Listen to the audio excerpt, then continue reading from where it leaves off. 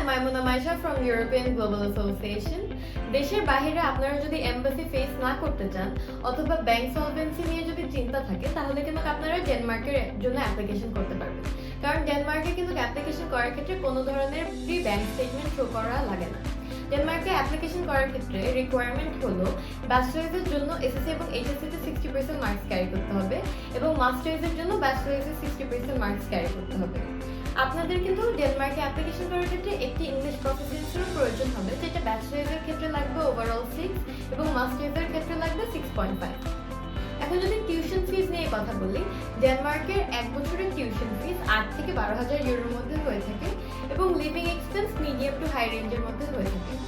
ডেনমার্কের এমবাসিও কিন্তু বাংলাদেশেই আছে এবং ইন্টারন্যাশনাল স্টুডেন্টরা কিন্তু উইকলি 20 আওয়ার্স পার উইক কাজ করতে পারে। So if you're interested in applying for Denmark, visit our office or contact our number. Description box A information দেওয়া থাকবে। Thank you.